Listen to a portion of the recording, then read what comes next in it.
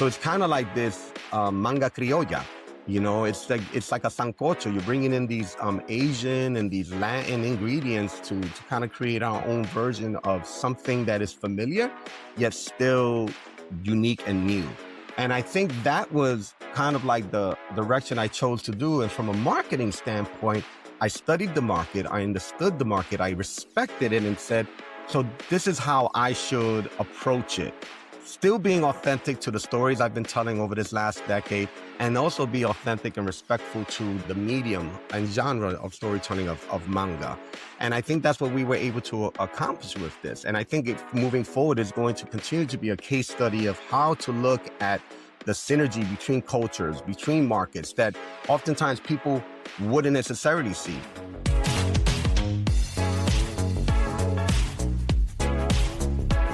In the world of comic books, characters are often described as immortal. But for Edgardo Miranda-Rodriguez, immortality isn't just about living forever, it's about staying relevant to the people who need to see themselves reflected in a hero. When he created La Borinqueña, he wasn't just launching a graphic novel, he was launching a movement. By blending the vibrant traditions of Puerto Rico with a fierce commitment to social justice, Edgardo has turned a fictional character into a real-world force for philanthropy, raising over $250K for grassroots organizations. Today, we're talking about the power of the empathetic artist, the rise of intergenerational storytelling, and why authenticity is the only currency that matters in today's crowded media landscape. I'm Luz Corona, and this is Campaign Chemistry. Buenos dias, Edgardo. How are you today? I'm doing very well, Luz. Thank you so much for having me. I'm so excited to have this conversation with you. I'm so excited. I apologize in advance to our listeners. I was telling you, I'm going to be fangirling a little bit. I'm going to try my hardest to focus this conversation today, but I'm going to try to balance it between what marketers can learn and like how the hell you came up with these genius ideas. So that's the focus for today. Got it. Yeah, but Edgardo, tell us a little bit, for any listeners, I obviously have learned about your work over the past couple of years, but I want this audience to know about you and your work. So do your best to sum up who you are and what you have brought into this world through La Borinqueña. I guess the best way to describe it in my elevator pitch is I am a storyteller that is invested in transformative storytelling that can engage audiences so that we can see our shared humanity. And then I do that through these superhero graphic novels that I've been independently publishing now for a decade. This is our 10th anniversary. And kind of literally using the model of superhero storytelling to remind people that these characters are tethered to social justice. So the stories should not only reflect that, but the work outside of the panels and pages should. And that's why we've created a philanthropic project called the La Borinqueña Grant Awards, which gives us the opportunity to engage nonprofits throughout Puerto Rico through charity work. So we literally take the social justice out of the pages of the comics and bring it into the real life by honoring real superheroes. So I guess that's kind of like the model that I've created. It's entrepreneurial, but it's also philanthropic as well. My goodness, that's amazing. And I'm going to ask you a question you've probably been asked a million times before in your decade experience, but obviously you must have seen a white space, to kind of fill with this world that you've created. Like, what was that aha moment that kind of, you were like, no, I need to like build this world out and drive action through it and things like that. Can you tell us about that? My aha moment was like the end of 2015 when I was following a lot of the news that was coming out of Puerto Rico with the debt crisis. Then Governor Padilla had announced that Puerto Rico had amassed close to an $80 billion debt that was going to be unpayable. And that led to an economic crisis that the Obama administration had to literally create this initiative, this fiscal management board on Promesa, which is also celebrating its 10th anniversary this year, to manage the debt. But it was endemic to Puerto Rico's colonial status because this fiscal management board did not give any actual elected official from Puerto Rico a vote to decide what should be the self-determination of Puerto Ricanos. And as many listeners may or may not know, Puerto Rico is a territory of the United States those living in Puerto Rico, 3 million plus, are U.S. citizens, can serve in the U.S. military, pay taxes, sir, but are not allowed to vote for president. So their president is President Trump. They have a governor, and they have a resident commissioner who sits in Congress, but literally sits on their hands because they're not allowed to vote. So when that crisis came up, I thought to myself, I'm Gen X, so I grew up seeing a lot of like pop artists create art for social change and social awareness. And I thought to myself, well, I'm not a singer. I'm not an actor. What's my lane? And I had just did a book with Marvel, and I decided that that was going to be my first and last book with them. And so I thought, well, what can I do? And I said, I love superhero storytelling.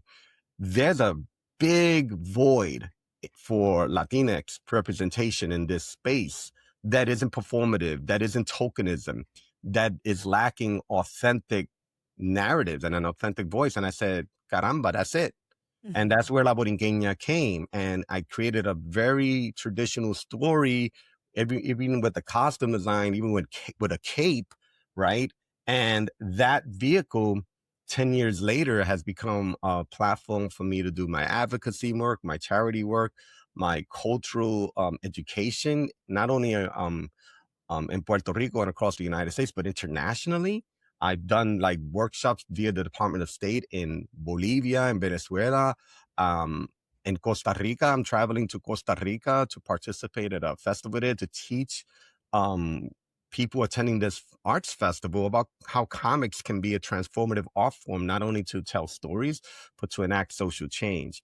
And so that was like my aha moment, that it was really in 2015. And then I moved in with this idea, launched her at the Puerto Rican Day Parade in 2016, literally on a float, and had a young woman who had just graduated law school cosplay as her, met Rosario Dawson for the first time at the parade, and she was like completely vibing, and she and I have become friends ever since then. She even made her own La Borinqueña costume, appeared in one of our books as herself.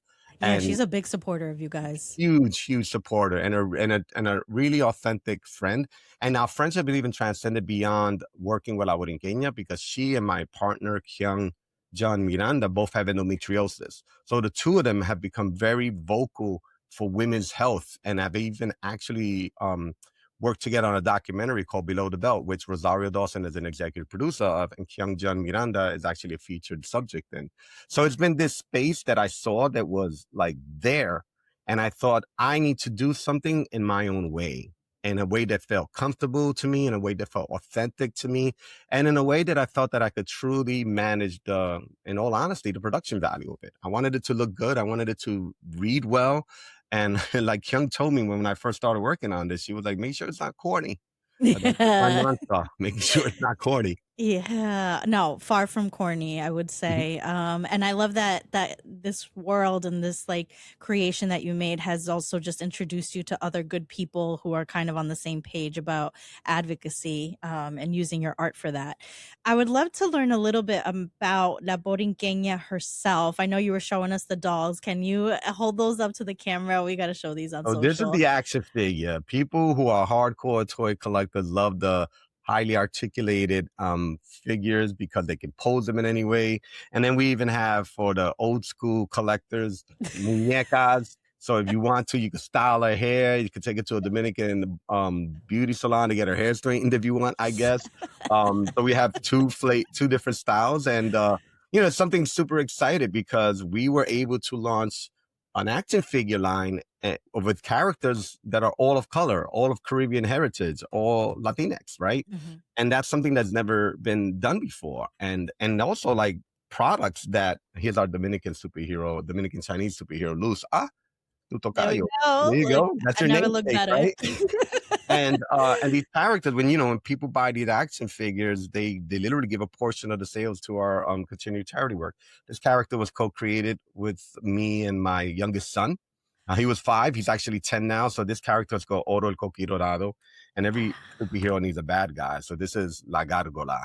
And Wow. so it's really exciting. I love toys. The camera's not looking at my toy collection, but trust me, there's too much plastic in this office right behind me. I love it. I have a little collector at home too. He's got like the Funko Pops and all that, so I got to introduce him to La Borinqueña to add to his collection. So tell me about her and just kind of like her role. Obviously, she's the main character, you know, and what you wanted to embody in this character that kind of is the nucleus of this world that you built. So what's really cool about comic book storytelling is that characters are evergreen. They're immortal. They literally are frozen in time. So when I wrote her 10 years ago, she was 19, 20, kind of like a junior in college. She still is.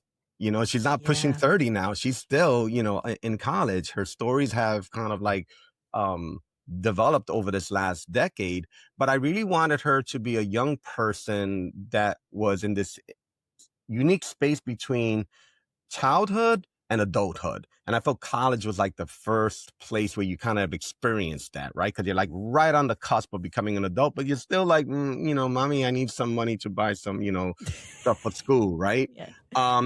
And it's also, particularly if you have the chance to go away, it's really when you really explore who you are for the first time. Many of us kind of like live under the ideologies and even philosophies of our families.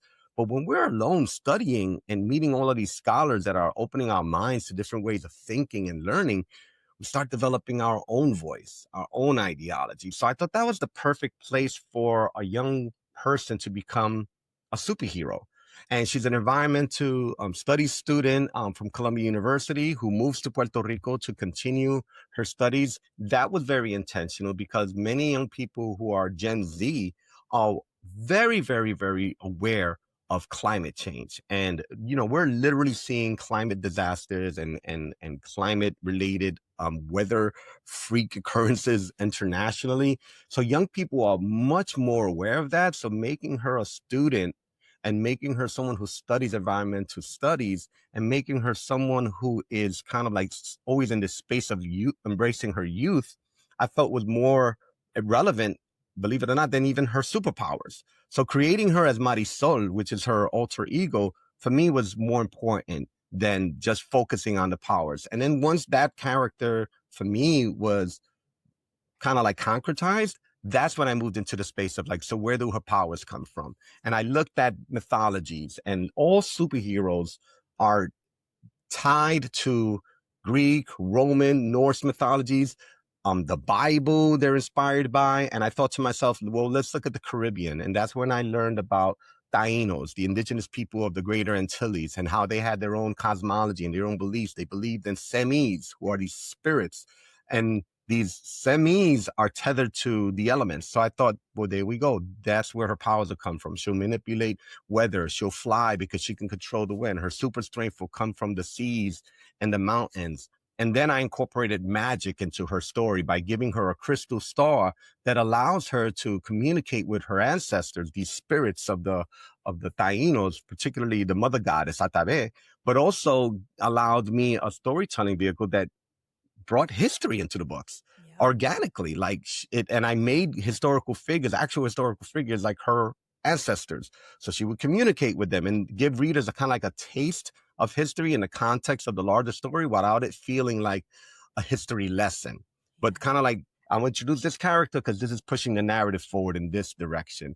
So it was really based on trying to find a character that was relatable, a character that was authentic. And then visually, I wanted her to be Afro-Latina because oftentimes in mainstream media, well, let's be real, even in Latin media, we are given an overwhelming image of Latinidad that is very Eurocentric. And the thing is, like, we're not one group. We're all groups. We're Asian, African, mestizo, blanquito, europeo, like a whole mix of all of that. Every time I do a talk, wherever I am, I always tell people participating in my lectures or my workshops, look around you right now. This literally looks like a group of Puerto Ricans or a group of Dominicans because we are literally everybody, So it's important that the character represent the underrepresented. And that's why she's Afro-Latina. I That's why we love made her it. brown. you I know? love it. There's so many things that I'm hearing, in this world that you've built. I mean, you've got the multi-generational aspect there by bringing in this history and, having her like have this relationship with ancestors. Even the age, it's such a pivotal age where you're kind of going into adulthood. I love that she's also like college educated too, and really focused on making the world a better place, like spot on with Gen Z ambitions and the Afro Latina aspect, which I feel like a lot of folks don't know about when it comes to Latinx culture, that there's even that kind of bias within our Yeah, community too. And I mean, I can't believe it's only taken me 13 minutes to bring up Bad Bunny, but that's what I noticed. I mean, his Super Bowl performance is just such a masterclass for so many reasons. But like when you were talking about Afro Latinidad, I noticed that in like his casting choices and everything. I yeah, mean, so many people across the spectrum, different skin tones, different yeah, hairstyles, like everything. And I think that's such an important part that I think a lot of people don't get when it comes to marketing yeah. to the Latino community. And I think a lot of times it's our responsibility. And let me be specific when I say our. When we're lighter complexioned folks, we have light skin privilege. And we have to be the ones to be championing diversity. And we have to be the ones to remind us, like this very old poem that I grew up with, "Y tu abuela, ¿dónde está?" Which speaks to our blackness, right? And oftentimes we try to hide that. We try to hide our multiracial identity, or sometimes use it as a crutch. Oh, somos una mezcla. And the reality is like, yeah, podemos decir that we're a mix, but some of us stay in the oven a little longer than others. So some of us are dark skinned. And I can't pretend to say that I have the same societal experience as someone who's a darker complexion version of me who also happens to be Puerto Rican. But I also can say that I'm aware that my light skin privileges gives me opportunity. So when I move into a space as a storyteller, I recognize I'm a lighter complexion Puerto Rican. I'm a man, so I have to push the narrative forward to invest in stories that embrace equity. So the characters are mostly women. The lead protagonist is going to be an Afro Latina, and I'm intentionally doing that because I'm aware of the power of representation, and I'm aware of the power of showing that shared humanity that we all have. Man, at the end of it, if you tell a good story and you create a great character, she'll relate to everybody, Mhm. and everybody will see themselves in that character. They don't have to look exactly like her, pero caramba, when you do look like her, Yeah. it hits at a different level. Or she looks like your tia, or she looks like your mom, or she looks like your hermana. Because let's be also real. When you look at the Latinx experience, right? Our family's diverse. Sometimes your sibling could be darker than you. Sometimes your cousins, and that's how we were. My cousin Eddie is an Afro Borico with an Afro, and we grew up like brothers. So, and this was normal for Yeah. us. So I think it's important that that normalcy is shown in media. And I think what Benito did in the Super Bowl was beautiful. You know what I'm saying? And I think he was very, very well aware of what his privilege is and what his position and his platform is. And he can say a lot without saying it, but just by showing it. And I think that's what we try to do in our graphic novels is just show it. I love it. I see so many parallels between you guys and especially in his performance and this is something that you allude to also in La Borinqueña is, just bringing awareness to these issues in Puerto Rico that people may not be aware of like, he created the song El Apagón, Right. to reference the electricity issues in Puerto Rico, even like making that a key part of his performance too, and then Ricky Martin singing Lo que le pasó a Hawaii, just Right. kind of like please don't turn this into this touristy kind of location that gets run down. That was my interpretation. So what are some of these social issues? Can you give us a little bit of context on the issues like in Puerto Rico that you bring to life in La Borinqueña, and also Bad Bunny also brought to life in his performance, like kind of these issues that you advocate for? Well, I think what I try to do is I try to immerse myself in the content that'll keep the narratives authentic. I listen to Radio Universidad, which is Puerto Rico's public radio, right? It literally plays while I'm working on scripts and working on books. And I'll listen to talk shows and I'll listen to debates and I'll listen to news. I'll read articles. So I don't try to gloss over a lot of these things, or I don't try to find these kind of like themes that have been around for generations. I try to keep everything relevant, and even if it's something, for example, like the Jones Act, I bring it into a space of relevancy now. Like in my current book, Ve Gigante, which is actually the first manga that we've published, there are two issues that I organically threw into the book that are very real. The main character of Rismal is actually the pilot of this giant robot. She's an undergraduate at the University of Puerto Rico, and she's struggling because this is really happening. The dormitories are being privatized and rent is going up. So a lot of students are choosing to couch surf or drop out because they can't afford to live on campus in the dormitories. And our character is literally struggling with that. And that part of the main conflict between the giant robot is with a kaiju, which is a giant monster that comes out of the depths of the Puerto Rican trench.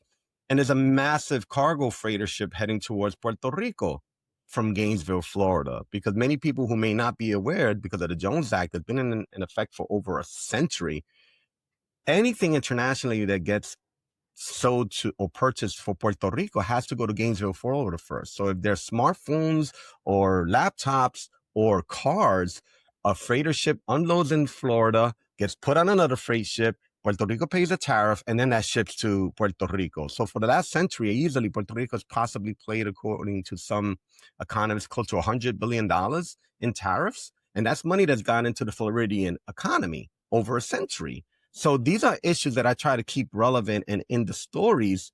And I'll share one thing, given the anniversary of our first issue.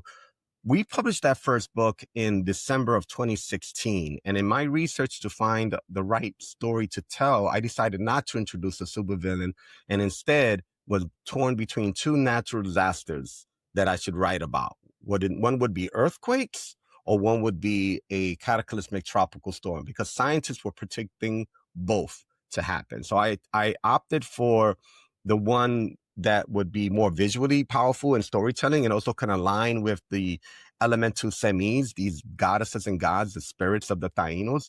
And I chose for a storm. And the book's climactic scene, spoiler, is actually a giant storm that leaves the island in a blackout. And that book was published 9 months before Hurricane Maria. Wow. Right? And that doesn't make me a brujo. That doesn't make me some sort of fortune teller. That makes me somebody who actually listens to and reads and studies science, right? So I try to keep a lot of these issues in our book. So even when we did our team up book with Rosario Dawson, and that was a book that was produced with support with the Natural Resources Defense Council. So talk about the entrepreneurial space. That's us collaborating with an established brand, an established institution, right? And they helped us produce this book that focused the narrative around renewable energy. Now, you want to hear something crazy. That book was published in April 22. On the afternoon that it was published, there was a blackout in Puerto Rico, and it lasted through the following weekend. And then that following Monday, our story takes place in Puerto Rico. It takes place in a town next to Ponce. That very same following Tuesday, like not even a week after the book was published, the mayor of that town was arrested by the FBI for corruption charges. The main protagonist in our book was an elected official running for office who was exposed for corruption. So we try to follow a lot of issues and organically put them into our stories. And, you know, it comes off as some sort of like, you know, brujo-ness going on. But the reality is, it's like I follow the news. I follow the stories. In the very first book of La Borinqueña, we were talking about peñuelas.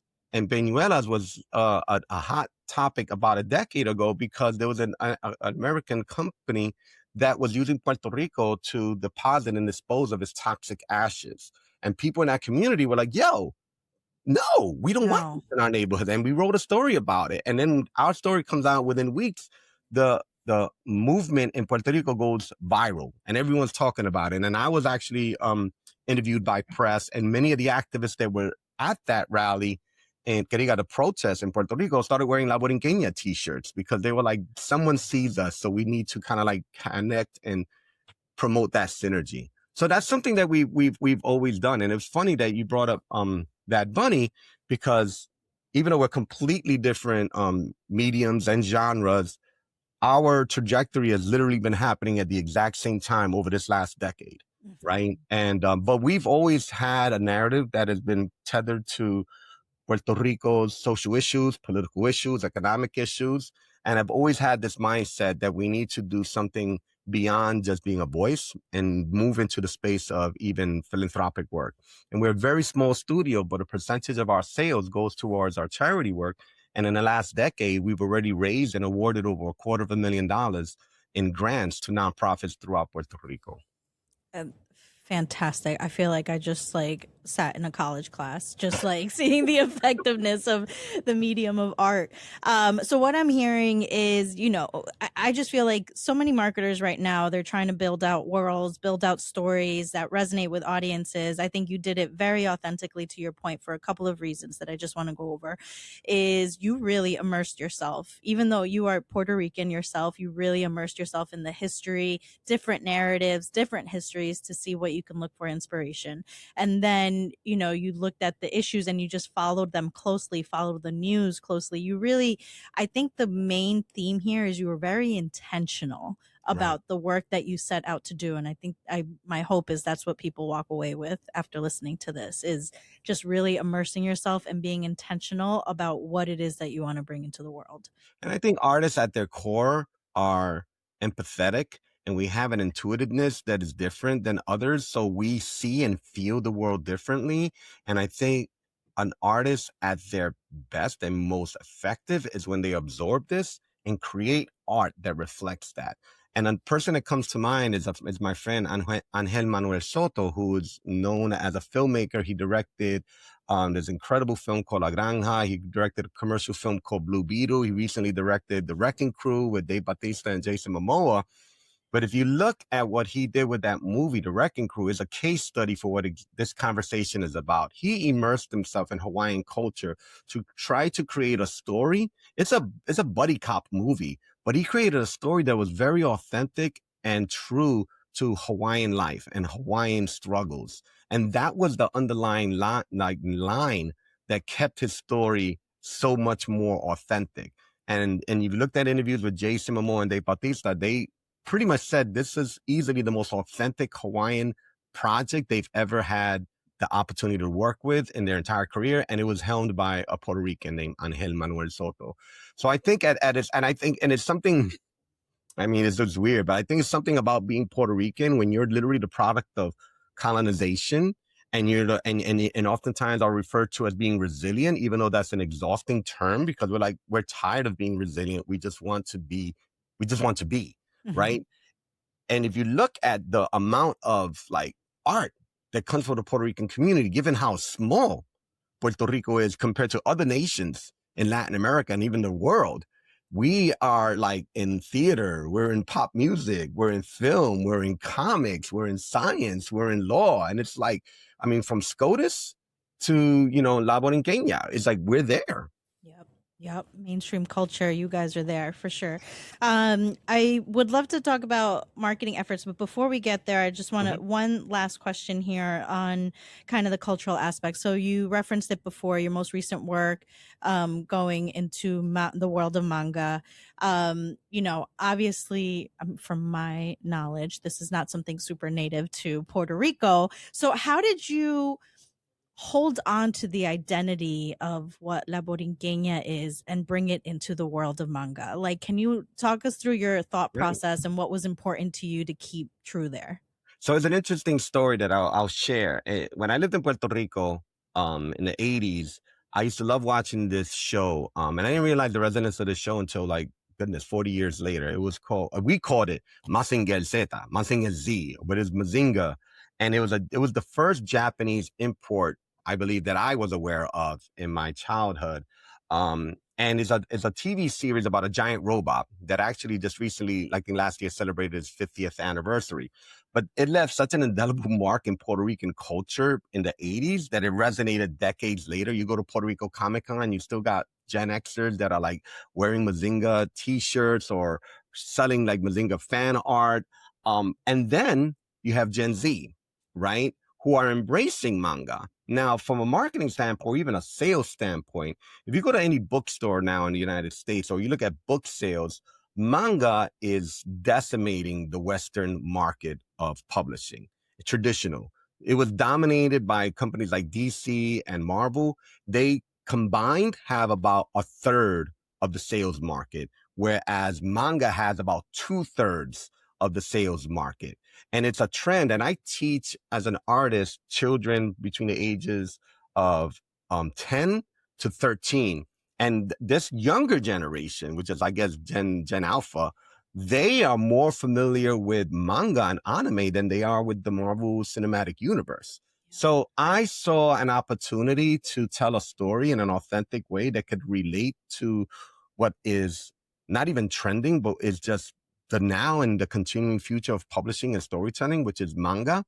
But I did it in a way that was authentic to the medium by working with artists that truly were fans and truly embraced it.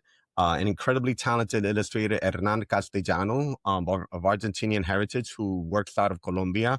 Eliana Falcon, Emmy Award-winning art director from Rio Piedras, Puerto Rico, and gave us a book that was like an homage to this medium, because a lot of people aren't aware that manga is actually reprinted comic books that are very old. So these black and white digests that you buy at Barnes and Noble or Borders, all these other bookstores, are actually collections of books that have been published years ago, right? That's why the books are like 300 to 500 pages long. So what we did a full color version, because that's how manga originally used to appear. So I wanted to tell a story that would be intergenerational, would appeal to my generation and would appeal to my son's generation. And we did it. And still keeping to the canon of La Borinqueña, still keeping it tethered to the universe that we're building out, still keeping it authentic to Puerto Rico. So it's kind of like this manga criolla. You know, it's like a sancocho. You're bringing in these Asian and these Latin ingredients to kind of create our own version of something that is familiar, yet still unique and new. And I think that was kind of like the direction I chose to do. And from a marketing standpoint, I studied the market, I understood the market, I respected it, and said, so this is how I should approach it.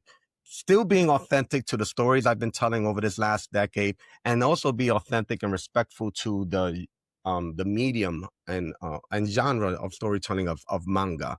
And I think that's what we were able to accomplish with this. And I think moving forward is going to continue to be a case study of how to look at the synergy between cultures, between markets, that oftentimes people wouldn't necessarily see. In our home, we're actually a blended family. My partner and wife is Korean American, and she said something to our sons last night. We're at an incredible point in the zeitgeist, in pop culture, where Korean culture and Puerto Rican culture are being celebrated. Yeah. And I always joke with my youngest son, we call him the Coricua because he's of Korean and Puerto Rican heritage. And I'm like, when you get older, you're going to be the first Quetón pop star, which is going to be K-pop and reggaeton. And he's like, Dad, I don't rap and I don't sing. I was like, I don't, not now. You're only 10, pero give us some time, right? So it's kind of like this awareness that literally starts at our home, and it goes into the pages of these stories and hopefully into the hearts and minds of our readers and supporters. I love it. My God, to be a fly on the wall in your house, a Quetón artist. I'm going to be laughing about that the rest of the day. There's actual tears coming out of my eyes. Watch somebody do it. Be like, Quetón, mira para allá. You know, right? Annyeonghaseyo, let's do it, right? It's like some Korean and some Puerto Rican slang. Ooh, talk about niche. Oh my God. Oh, Fitz, you're going to have to edit out all my laughing. This is so funny. That's great. My last follow-up question on this topic is, how cool do your sons think you are? Like, honestly. I'm so lucky. I am so lucky because they actually do think I'm cool. I am so lucky, I have friends that are celebrated actors and artists, and they're constantly like venting about their kids not getting or caring anything about their art. But our sons, like, they do Comic-Con with us. My youngest son writes and publishes his own comic books that we sell. They help me create characters. They get it. They really, really get it. And that's why, like, when I started this 10 years ago, I was of the mind that I want to tell stories that I can read and share with my family. I didn't want to have a situation where I was like, no, get away from the computer. Don't look at the screen. Daddy's working. I didn't want to create comics for me. I wanted to create stories for my family, and by doing so, for all of our families. And I'm very lucky. And, they help create these characters. So like my youngest son, when he sees Oro el Coquirorado, he trips. He's tripping out. He's like, I co-created an action figure, and he loves that. Or how like my wife, Kyung, she helped create a narrative for this character, making her the first superhero, Luz Luminosa, with endometriosis. And we introduced this health issue into our comics. So I think one of the things that kind of like makes us unique as a family and as a studio is that we embrace our diversity, we embrace intersectionality, and we also embrace this kind of like multidisciplinary approach to being artists and being activists. Yeah, yeah. For any listeners listening to this, how are you not a fan by now? Is really what I'm asking at this point. That is fantastic.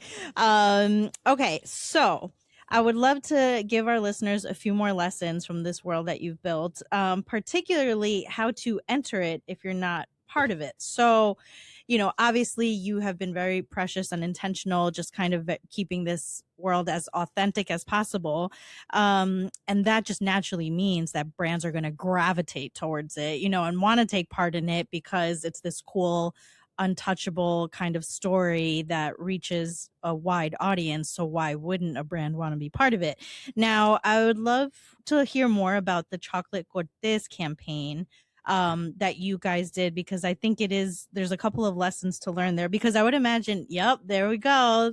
Looks yummy. It is. With La Especially with Borinqueña. some like I always make my own mocha with Cortez chocolate because and I'm Wow. spoiled. I can't go to any like coffee shop. I'm like, nah, mejor me lo hago en casa. You Yep, yeah. To our listeners, Edgardo was just holding it up, and La Borinqueña was right on the packaging. Now, I would imagine brands probably approach you and all that. Can you tell us a little bit about how that collaboration came to life and what's important to you when partnering with other brands that may not be originally part of La Borinqueña? Right. What's important to us is that brands have an ethical approach to their work, embrace organically equity in their work. We don't ever want to find ourselves in a situation in a partnership with a company that, will compromise the work that we're doing, compromise the brand that we've created. Cortez as a company is a family company that's been around for over close to a century now in Puerto Rico and in the Dominican Republic with their products distributed across the United States. And they are literally like a farm to stand um, company before that phrase even like existed. And they work with local farmers in the Dominican Republic. They also have farmlands in Puerto Rico where they grow their own cacao and they process their own cacao and make their own chocolate products. And they also have a foundation that is dedicated to education and working with children. And so we immediately saw the synergy with this company, and the company's creative director, Carlos Cortez, immediately like connected with us. And over the course of this time that we developed this project, we not only did stories that were part of the wrapping of these chocolate bars that brought La Borinqueña's kind of like character to the Cortez followers and purchasers, right? But we showed and shared Cortez's story that many people weren't aware of, that they work with children, that they have these farms, that they produce and grow their own cacao. And so that was something that really resonated with us. And they're also dedicated to charity work. And then one of the things that they gave us is that they gave us our first exhibition.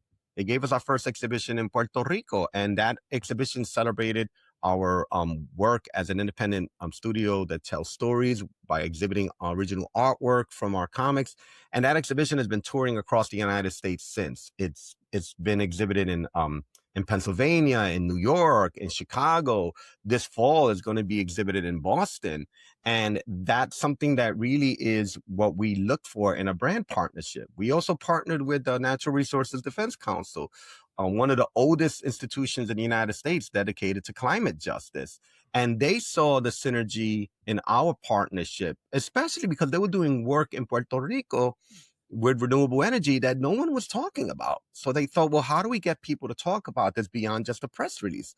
So we created a story. We literally created a story that talked about it, a book that's taught in classes now, a book that's become curriculum, a book that is actually read across the United States, not just in Puerto Rico. So we have found ways to create synergy and collaborations with brands that push our work forward and elevate them in the space too. And we're right now in talks with other companies in the spaces of renewable energy and other products, because they see that we've done something that is unique, that is authentic, and they can speak directly to us. We're not going to have all of these walls of legal teams and executives. Like, you talk to me, you're literally talking to the guy that created this character and decides the direction of these characters. And I think that's one of the advantages of these collaborations. We're a small studio, so we're very, very accessible.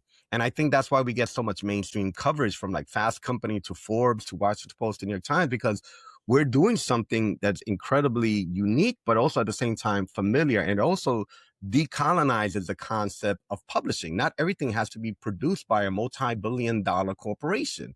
You could actually produce this with a small studio, a literal mom and pop studio, create authentic stories that have the same level of production value, and create impactful collaborations with brands that really resonate with customers and consumers. Mhm. And I would imagine, like, do you ever turn away brands like Oh that yeah, try to be part? Yeah, because they I just have. don't check those boxes that you They don't. just listed. They don't. Or they'll come to us with disingenuous methods. They just literally say, "We're looking for the Latin kind of thing," and we're like, "Sorry, we're not that Latin. We're not going to fill that quota for you." And and we've turned down opportunities. Sometimes some people might even refer to it as lucrative, Yeah. but it's really based on what we believe in, and we look at the bigger pictures. Like, yeah, we could take this check now, but how will that compromise us in the future? And we've created something very small, very dear to us, and we want to really protect it, not only for ourselves and not only for our sons, but also for everyone that supports us and everyone that kind of like expects that from us. Yeah. Yeah, for sure. I mean, I think there's a lot to learn here just about how you're kind of marketing without a quote unquote Marvel budget. That's what AI Yeah. told me. I feel like that has a nice ring to it. But you've been able to really get La Borinqueña out there without these massive kind of campaigns or these big studio budgets that you're alluding to. How important is it to you to stay independent and keep control of your IP? Very important. I think it's one of the pillars of our work that we're independent, because it doesn't compromise us. It doesn't also put us in a position that we feel we are having to be accountable to um, board members or investors. We're accountable to ourselves, and I feel that it's important that this model continues to grow so that it can lead by example, so that other independent storytellers or other independent studios or just independent small businesses can learn from this and figure out ways to create a product and create a brand that is authentic and not strictly tethered to profit. You can make money, but you can do so ethically. You can be profitable, but you could also be charitable. Mhm. And I think that oftentimes that word is appropriated by corporations under the even rebranding it as so-called corporate responsibility. ¿Qué rayo es eso? It's like it's AKA a tax write-off. Yeah. We do the charity work that we do organically. It's not an afterthought. It's not a PR firm telling us, you look like lizards, we need to make you look less greedy, so you need to give away some of your money. And we're not. I consider us to be working class artists, and we dedicate a portion of our sales to our charity work because we wholeheartedly believe in the power of that. And when we enter into collaborations, that's part of our contract agreement, that this product that we're producing in collaboration with you will also dedicate a portion of sales to continue charity work as well. And that's something that we did when we collaborated with this toy company, Boss Fight Studio. The packaging on the actual action figures literally says a portion of the sales of this action figure will go toward the La Borinqueña Grant Awards. There's no other action figure that's going to Yeah. say that. None. Yeah. No other Yeah. action figure product, no physical product is going to say that. But that's something that we expect when we have partnerships with brands. And Yeah. it's also something I feel that brands look forward to, because we give them less homework, kind of, in a way. It was like, cool, they handle our kind of like charitable work, and they and aligning with them, but they want to align with us, then that actually automatically tells people they're good because they're aligning Yes. with La Borinqueña, so we can trust this brand. Yes, yeah, what a powerful association. So my last question for you, Edgardo, I had given you a heads up. So now after all this, you have established yourself successfully in the comic book world. So I'm very eager to hear, who you see as a rising star in your industry. Normally we ask about the advertising industry, but who you kind of see as a rising star that maybe us aspiring storytellers should keep an eye on, that something's clicking there. Right. In specifically the comic book industry, I would say one person specifically, and she works with us. That would be Eliana Falcon, who is actually an Emmy Award winning art director and has her own series of comic books that are kind of like manga influence called Cosmic Fish. And she publishes out of Puerto Rico. And another artist outside of my industry that I would give props to is Anthony Ramos. Because Anthony started in theater, obviously with Hamilton, has moved into the space of film, TV, opened a bar restaurant in Bushwick in his hometown neighborhood here in Brooklyn, and is presently working on new music with Sergio George, who's worked with Mark Anthony for decades. These kind of artists inspire me because they embrace intersectionality. They are Renaissance artists. They dabble in different mediums and different genres. And I feel that gives us optimism and hope that as storytellers and as artists, we don't need to always stay kind of like in one specific lane. We can actually try to do other work and support other artists. And I'm very fortunate that many of these artists reach out to us. Anthony Ramos jokingly said when he hit me in a DM and I saw it like a year and a half later and I was like, oh my gosh, I'm so sorry. And he goes, I thought I wasn't famous enough for you to write me back. And I was like, you're bugging, right? And we've had so many artists who reach out to us, like Liza Colon Zayas, who is an Emmy Award winning actor on The Bear, literally made a video reading from La Borinqueña. I mean, how amazing is that? We already mentioned Rosario Dawson, who's now part of our family in a lot of ways. And we're very fortunate that many artists genuinely see us for the work that we do, respect us, and are true fans. I'm literally visualizing like Ruben Blades in my head. One time I had a beautiful talk with him as we were walking through Lower Manhattan and we went into a comic book store. He picked up my comic and asked the sales clerk for a Sharpie and said, could you autograph it? And I'm like, Ruben is asking me for my autograph. Wow. What planet am I on right now? So it's a beautiful kind of like opportunity to be a storyteller that is embraced in this way. And I love seeing the potential in so many younger artists that are out there because it inspires me to see that there's still passion out there for making art that connects with us in a beautiful way. 100%. I think it's just such a testament to everything that you've built. Okay, so now that we are all officially diehard fans, where can our listeners find your work, find La Borinqueña, keep up with what's next for you? So easiest thing is to go to our website, la-borinquena.com. We're also on Instagram and La Borinquena Comics. You reach us directly. You purchase books from us. Books are purchased by schools, libraries. The Smithsonian actually has our books as part of their permanent collection. The New York Public Library and libraries across the United States have our books in their collection. But when you go to our website and purchase books or merchandise, like from our graphic novels to our action figures, you're actually dedicating a portion of the sales directly to our charity work. And, we're a small studio. So you're not going to find us in these big corporate brick and mortar stores. You're going to have to go directly to the source to find us. And when you do, we obviously are going to be always grateful and appreciative of that support that we get. Amazing. What a note to end on. Thank you so much for your time today, Edgardo. I know you got a lot going on, so thank you for the time and for teaching us your wisdom. We wish you luck. Gracias, Luz. Keep shining. Thank you.